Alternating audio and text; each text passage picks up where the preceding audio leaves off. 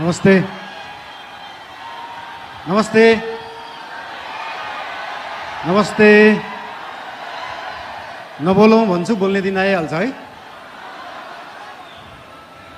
यस ऐतिहासिक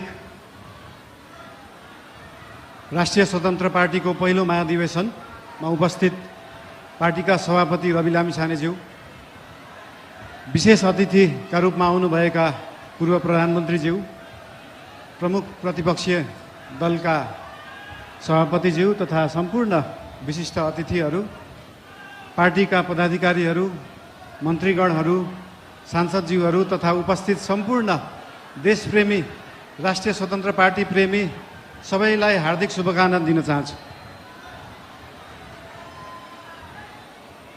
कुरा कताबाट सुरु गरौँ त? आज खासमा चाहिँ यो महाधिवेशन भनेको पार्टीको विषयमा बोल्ने, पार्टीलाई कसरी सुदृढ बनाउने, पार्टीलाई कसरी बलियो बनाउने, हाम्रो पार्टी जुन एउटा सानो महत्त्वाकांक्षा, सानो इच्छा, सानो देश बनाउने हुटुटीले सुरु भएको पार्टी आज महाधिवेशनको पहिलो दिनसम्म आउँदै गर्दाखेरि यो पार्टी, यो आन्दोलनको रूपमा भएको पार्टी, भावनाको रूपमा भएको पार्टीलाई संस्थागत गर्ने, स्थापित गर्ने दिनमा आउँदाखेरि हामीले धेरै जसो पार्टीलाई कसरी एक ठाउँमा ल्याउने भन्ने नै कुरा गर्नुपर्छ।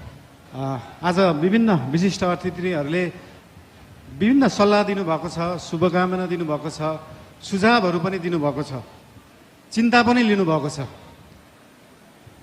सरकार भनेको त गाडी जस्तो हो, गाडीमा एक्सिलेटर मात्र होइन, ब्रेक हुन्छ, ब्रेक पनि लाउनुपर्छ भनेर चिन्ता पनि मान्नुभएको छ। त्यस्तो चिन्ता चाहिँ लोकल रोडहरूमा हिँड्दाखेरि गाडी सिधा गइराख्दाखेरि कहिले लेफ्टबाट गाडी आउँछ, कहिले राइटबाट मान्छेहरू आउँछ, तर हाम्रो गाडी लोकल रोडमा हिँडेको गाडी होइन, हाम्रो एक्सप्रेस वेमा हिँडेको गाडी हो।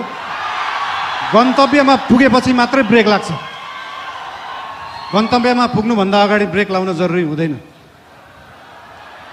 र हाम्रो गाडी अनियन्त्रित पनि छैन, वातावरण पनि मिलेर गएको छ। त्यही भएर हाम्रो पार्टीप्रति, हाम्रो सरकारप्रति जुन चिन्ता लिनुभएको छ त्यसको लागि धेरै धेरै धन्यवाद पनि दिन चाहन्छु। चिन्ता लिनु राम्रो कुरा हो।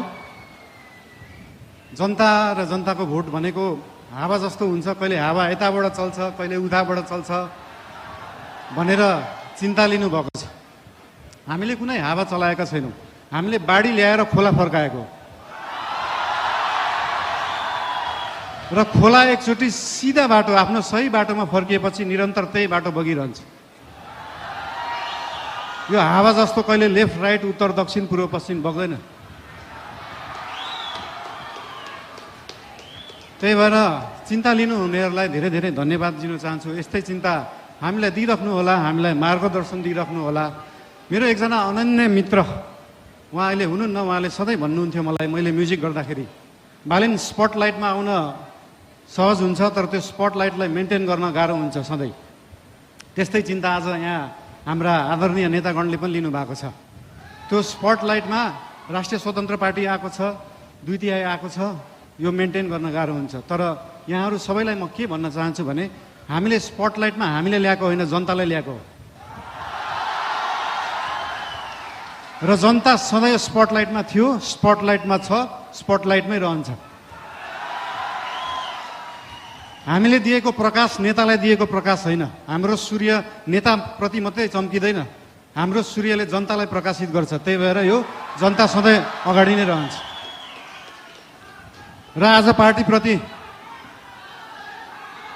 आज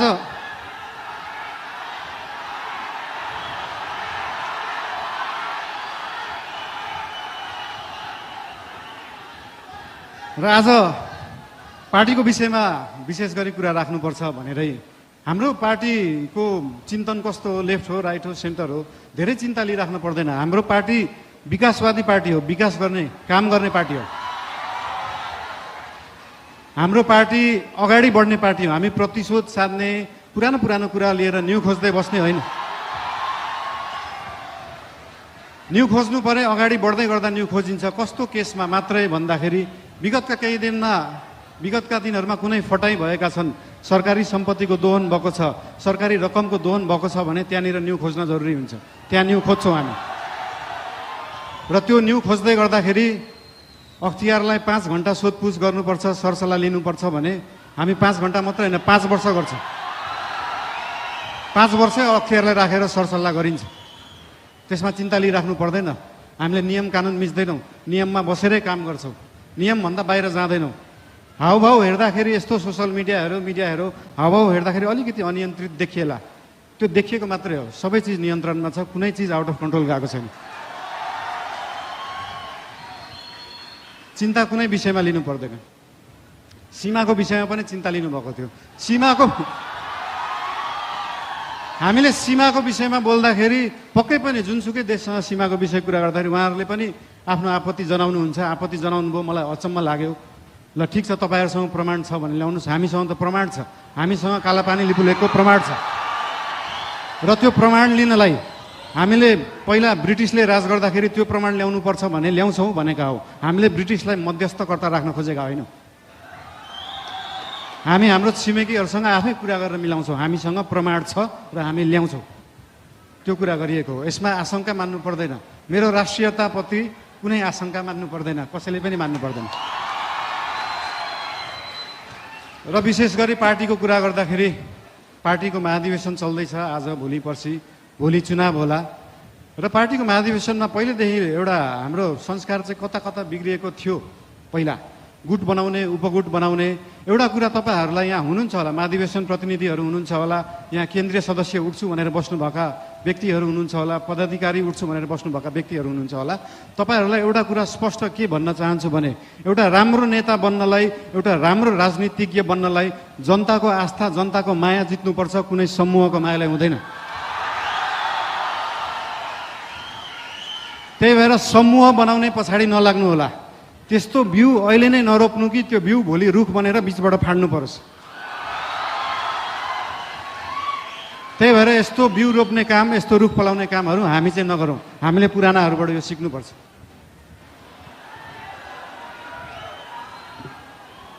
र एउटा कुरा के भन्न चाहन्छु भने हामी नयाँ पार्टी हो, नयाँ सोचले गर्दा हामीले हरेक चुनावमा गएर एउटै एजेन्डा बोकेर जाने। सुशासन ल्याउँछु भनेको छ, सुशासनको लागि एजेन्डा बोकेको छ। सुकुम्बासी समस्या हटाउँछु भनेको छ। हामीले यही कार्यकालमा सुकुम्बासी समस्या समाधान गर्छौँ, यही कार्यकालमा सहकारी समस्या समाधान गर्छौँ। अर्को चुनावमा फेरि यही एजेन्डा बोकेर जाँदैनौँ। अर्को चुनावमा नयाँ एजेन्डा बोकेर जाने हो। र भोलि पर्सि हुने चुनाव भयो अथवा केही भयो, चुनावमा कसैलाई सिसिएम बन्न मन लाग्छ, कसैलाई पदाधिकारी बन्नु भयो, ठिकै छ। बन्नु भएन भने पनि चिन्ता किन लिनु पर्दैन भन्दाखेरि हाम्रो गठबन्धनको सरकार होइन, हाम्रो एकल पार्टी सरकार हो। र एकल पार्टीको सरकार हुँदा के बुझ्नुपर्छ भन्दा हरेक मन्त्री प्रधानमन्त्री हो, हरेक सांसद प्रधानमन्त्री हो, हरेक पदाधिकारी प्रधानमन्त्री हो, हरेक सिसिएम प्रधानमन्त्री हो, हरेक कार्यकर्ता प्रधानमन्त्री हो, हरेक आस्था राख्ने मान्छे प्रधानमन्त्री हो। भोलि तपाईँले सिसिएम जित्नु भएन, म सिसिएम भएको भए यो गर्थेँ भन्ने छ भने आउनुहोस्, भन्नुहोस्, पार्टीलाई भन्नुहोस्। भोलि तपाईँ सांसद हुन सक्नु भएको छैन, म सांसद भएको भए यो काम गर्थेँ भनेर लिएर आउनुहोस्। तपाईँलाई जे गर्न मन लाग्छ यो पार्टीले गर्छ, यो सरकारले गर्छ। र हाम्रो पार्टीका पदाधिकारीहरूलाई, सरकार र पदाधिकारीहरू, सिसिएमहरू विभिन्न जिल्लाबाट आउनु भएको छ। उहाँहरूसँग कनेक्ट भएर उहाँहरू र सरकार एउटै हो भन्ने उहाँहरूलाई चाहिँ अनुभूति गराउन अझै पनि उहाँहरूलाई अनुरोध गर्न चाहन्छु। अझै बोलौँ, के गरौँ? ठिकै छ, अब नबोलौँ भन्दा बोल्ने दिन आइहाल्छ भने जस्तै। ठिकै छ, अब अर्को यो पछाडिको मन्तव्य हाम्रो सभापतिज्यूको रहेको नै छ। र एउटा कुरा फेरि अन्तिममा के भन्न चाहन्छु तपाईँहरूलाई भन्दाखेरि पार्टी चाहिँ एकै ठाउँमा राख्ने कुरा हो, पार्टीलाई एक बनाउनुपर्छ। आज भोलि पर्सि चाहिँ हामी पार्टीको बारेमा सोचौँ र त्यो पछाडि 5 वर्ष देशको बारेमा सोचौँ। धेरै धेरै धन्यवाद।